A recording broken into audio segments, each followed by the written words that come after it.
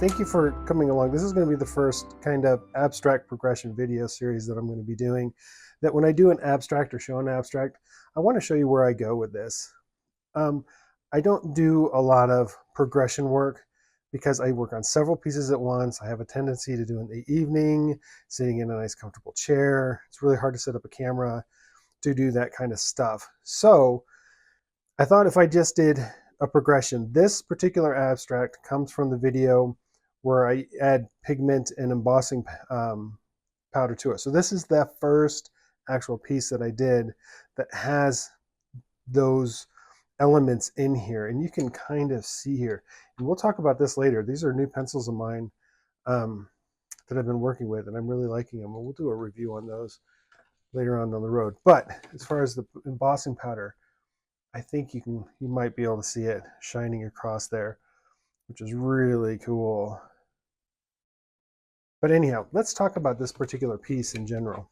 And when you saw the abstract, it had these kind of abstract flourishes, if you will, kind of going up. This, obviously, I haven't even touched yet. It had this thing that's turned into this bat-like creature here. A small section here that kind of went down almost like in an hourglass. The whole piece kind of went into this hourglass thing. And this almost landed right in the center. And you think to yourself, you know, if I was going to be doing an actual art piece where I could lay it all out, of course I would have raised her up, put her in the top third, made sure that I had enough room for all this down here. But when you're working with abstracts, you got to work with what you're given. And yes, you can play with that, but the problem is that with her, I found her face right here. It doesn't mean that now I can find her face and just move it up here. The magic of this particular process is you got to work with what you're given. So her face is right here, so her body is going to go down here, and now I got to worry about how am I going to fill this area up, how am I going to fill this area up, and how I'm going to create balance. And one of the problems that I had was down here. If you look at this orb with this creature thing in it, if you did the full circle, let's go out, did the full circle, right, her body, right, full circle down here, her, you know, she's about an ankle and a foot, you know, you'd be like, is she sitting in mud? What's going on? Because it wouldn't work out. So I had to sit back and really think about it for a while and try to come up with a solution, because obviously this is just what it was. So my solution was that they're floating orbs. So I'm doing some floating orbs in the back, and then her hand going over it, it'd almost be like she could be lifting it up, or she could be controlling it, and that all these can either be on the ground or they can be floating. And then it solves that problem of this orb and where her body is according to this orb.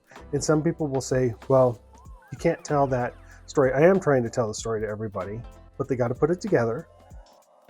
But that's kind of part of this whole abstract, is that you really sometimes got to sit back and think of creative ways to solve problems.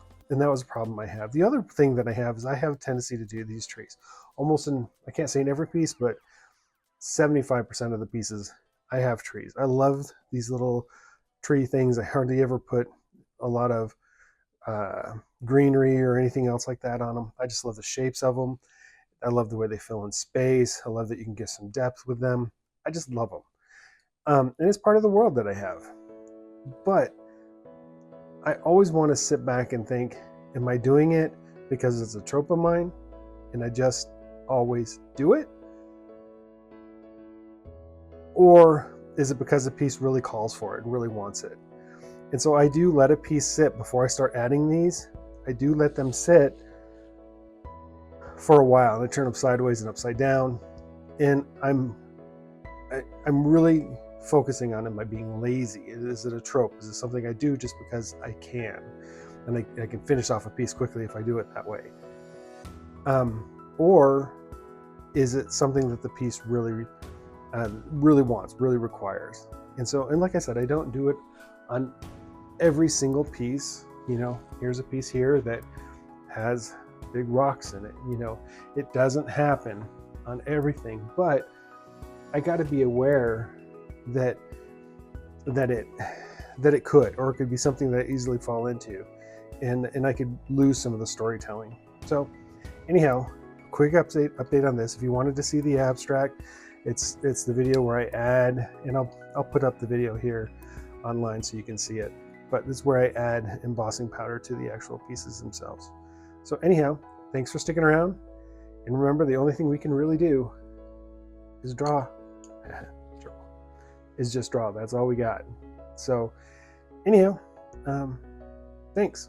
Follow, share, do all those kind, friendly things. Comment. It's awesome, dude. So you guys take care.